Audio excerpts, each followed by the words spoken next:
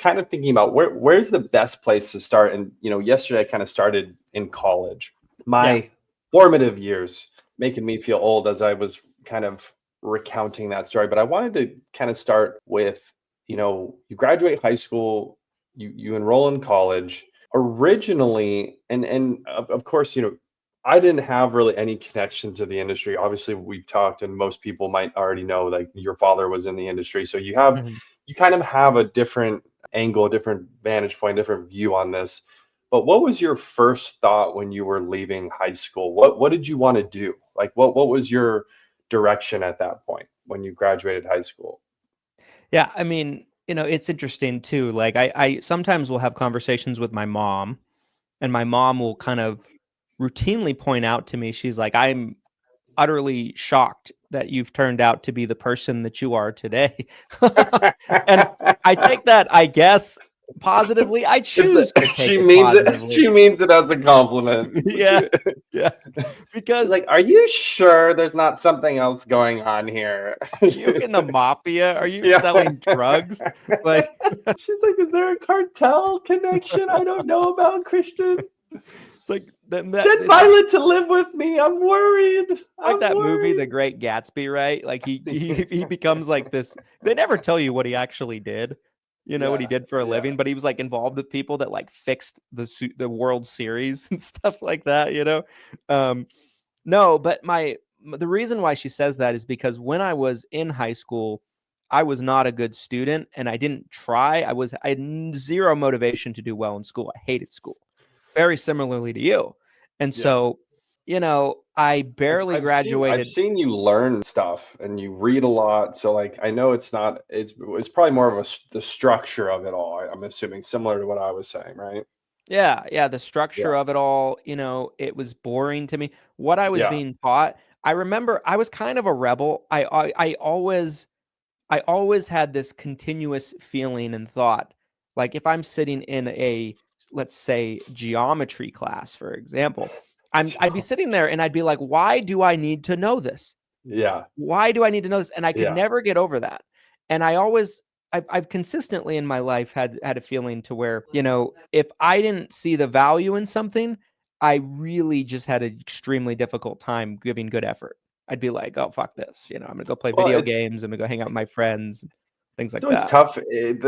I always struggled too with that feeling of like I have this TI-86 calculator. I've got like this computer grade calculator that can do all of this, but you want me to manually do it on paper? Like why? Like you're going to tell me 10, 15, 20 years from now I'm going to need to do this on paper when I have all this technology? Like I always struggled with that too, but yeah, so continue. So Yeah. struggling in high school, you graduate. Where are we going here? Barely graduated. Just by the skin of my teeth. And so anyway, so I graduate and I remember feeling like at that point in time, that first summer that I graduated, I kind of did nothing but goof around. I went to parties, I hung out with friends. I didn't do anything productive. And at the beginning I wasn't enrolled into college. First like little while there. And so I didn't quite know what I wanted to do. I was kind of having the attitude, I'm like, I'm gonna go have fun. I'm gonna go party. I'm gonna go, I'm starting to like feel a little bit more like I'm an adult, even though I'm not. I'm living at home. I'm a glorified Sure. man child at this point. Senior year makes Yeah, yeah. sense. Yeah. So I dabbled is what I would say. I dabbled in a bunch of different things. So when I was in high school, I had this delusion I was gonna start a band and I was gonna be a rock star. I thought that was the path. I really did. And so I was like, that might have factored in too. I was like, I'm too You cool made for it, buddy. school. I I'm just too want cool for you school. can tell your previous self you made it. You are the rock star you wanted to be, okay? And Your so instrument is Med Sup and Medicare Advantage. Liberty, yeah. then when I kind of figured that out, that probably wasn't going to happen for me, I for a little while was like, okay, I'm going to be a comedian and an actor. I had like this little phase. I was going to do that for like a year, maybe not even a year. It might have even lasted that long. I went to a This couple is open great. mics to do Oh stand God. up. Tell Yeah. me Oh yeah. is there video of this? Thankfully not. Oh, I did you even bomb? so I went to two. The first one I got polite little chuckles. Um, The second one I bombed. I got booed off stage. And so that was kind of traumatizing. I was like, ooh, I don't like this. And there's a really big theater out here called Hale Center Theater. My wife and I go to plays all the time. Yeah. Very fancy, very bougie. Well, I was invited to some auditions for them because I was trying to see if I could get in and start doing plays. And I wanted to, like, I don't know. I felt like I had the personality to be a performer. So I tried that for a little while.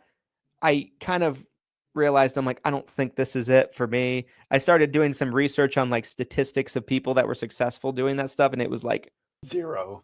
Yeah, zero. Yeah. No one. Yeah, nobody. So then I felt like I got a little lost for a while, and I was like, okay, I'm gonna move out. I'm gonna move in with some friends. I'm gonna get a crappy job, and I'm just gonna hang out. I didn't really have any direction. And then kind of what got me off of that pathway was I took a job at an assisted living facility when I was 19, and I worked in the kitchen. I was a wait staff server, and I ended up becoming really good at that job because I liked it because it was very fast paced, and there was this culture in there, like, if you weren't fast, you were like ridiculed. It was very performance based. It was kind of like sales in a sense. Like, if you sucked and you were really slow, like the other wait staff would like shit on you. They'd be like, because they would have to like pick up the slack for you. Yeah. So I was like, I became really good at that. I would like just race the other waiters, see who could get done faster. I always won. So I started like, they started putting me to work. They had me like wash dishes, like wherever they were short staffed, they started putting me at. And I liked that job, but I was making like $9 an hour. Yeah, nothing. And I met were you interacting with seniors, or were you more behind the scenes? No, my primary responsibility was a waiter in their kitchen. So you were talking to the seniors, yeah. Yeah, every day, constantly. Was there early interactions where you were like, oh, like, I like seniors, or this is working well, or did you have negative? I mean, some of those assisted living facilities, it's a mixed bag. I've been in a lot of them. I've had family in them. Sometimes they're really nice where I'm almost like, man, I could live here. And then there's other ones where I'm like, oh my gosh, like, this is not great. The people here are mean. Like, so what was that like? What was your early senior interaction like? Yeah, so this place had two sides of the building. It had an independent living side and an assisted living side. All the people that were really having a hard time with health problems, memory problems, all of that, they went to live on the assisted living side. So the assisted living side was very dark, very depressing. Like, you saw a lot of sad cases with people. The independent living side, like, they're just like people, regular people, right? Like, they could, take care of themselves, do their own thing. They didn't need that much help necessarily. Right. And so I remember going in and feeling like a little awkward, at the beginning, talking to seniors and like dealing with them. And then, but the longer I was there, I got more and more comfortable talking to them. And then at one point I just realized, I'm like, they're just people. They're just people. And it was almost like a game, I'm like, how could I make their experience while they're dining good? Not just, getting them their food quickly, all that stuff that comes first, but like, how can I be funny? How can I make them laugh? How can I comedian coming? Yeah. And I was always the class clown when I was in school. So like, that worked for me. They like and you're seeing the same people every day too, so you kind of form a relationship with a lot of these people. And, but anyway, so one of my coworkers got into an MLM. We've talked about this a lot on the show. I won't go into the details, but like, he invites me to a meeting and then to talk to his mentor over the phone in San Diego. And I was at the time starting to just at the beginning stages of studying for my insurance licensing exam, because not that I wanted to do it, I more felt like I had to do it. Like, I didn't have any other options. Kind of failed into it. Yeah. And I stopped doing that. I decided to drop that because I'm like, all right, my vehicle is this MLM that I'm now in. Yeah. And I'm like, why would I settle for insurance when I can do the MLM? Is this the one where the guy was like, you want a job? I don't have a job. Or whatever. What was the line? Yeah. What was the line? What was the line? Over and over and over again. He'd be like, the truth is, right now I'm making about $3,000 a month residually. I still remember the tone and everything. Residually. And like all the rest of the team members that are in the meeting, they're coached, they're trained. Every line, there's a cue where you're supposed to go, oh, you know. And, so it's a big hype fest, right? So yeah, he's got like a posse. yeah, like, yeah. So that's crazy. So he's like, right now I'm making about $3,000 a month residually. He's like, and the truth is, you know, it's true. I don't have a Bugatti. I don't have a mansion. But you know what I don't have either? A job. And we'd go, oh, you know. And so I did that for about a year, never made any real money. But I took it really seriously. Like I really worked my butt off with it. Like, and I got really sucked into it. I didn't want to do anything that wasn't building my MLM business. It got so bad where I ran through every person I've ever known, burned a ton of bridges. I was going out to like random like nightclubs and like night coffee shops to meet people, to find like more prospects. That's what I was doing. Everyone in my life thought I was nuts. And I met cold messaging like everybody from high school. Hey, yeah. All of it. That's part of it. Yeah, that's part of it.